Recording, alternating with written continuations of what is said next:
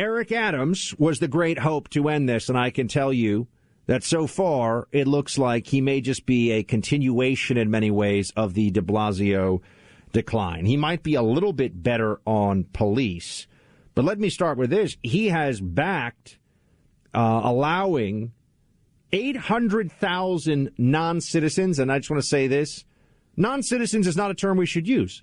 We should use the actual federal legal code term, which is illegal alien, or if you want to, illegal immigrant, but it is a violation of U.S. law for people not in this country legally to be here. That has not changed. That is still in the books. If the Democrats don't think that's fair, they should be advocating for the elimination of illegal status, which we know they will do, but it's just a question of when they have the votes and the power to try to get it through. But in the meantime, Clay, 800,000 illegal aliens in New York City are now, because Eric Adams has allowed the legislation to automatically become law on Sunday, he did not veto it, 800,000 illegals are now voting for city council, for the mayor. What does this say to people who, first of all, live here, second of all, have to pay the outrageous taxes to live here, and the people that came through the system legally? Looks like Democrats don't care, like they make a mockery of all of it.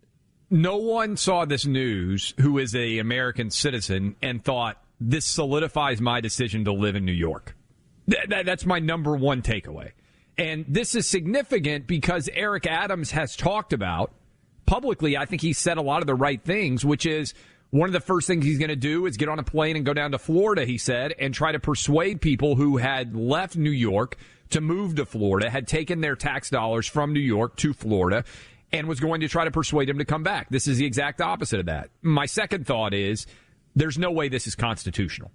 So the idea, and again, I understand people out there, some are going to say, well, this is just a local election. This is not a state or federal election.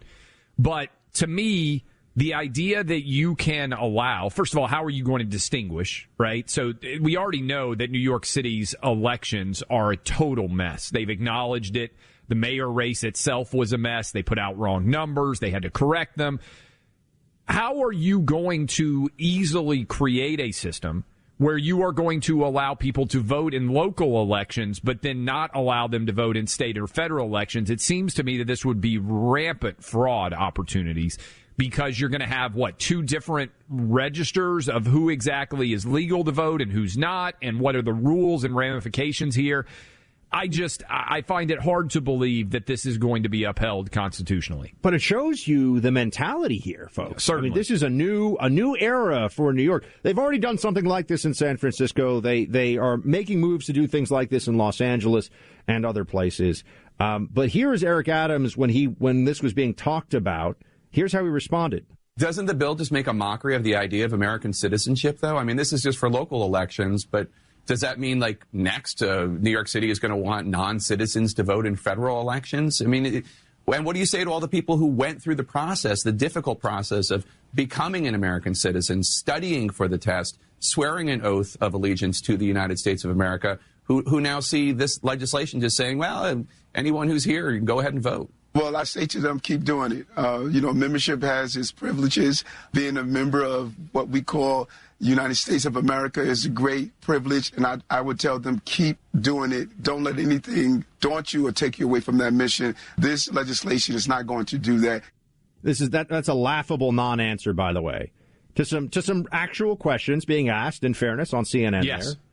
A laughable non-answer.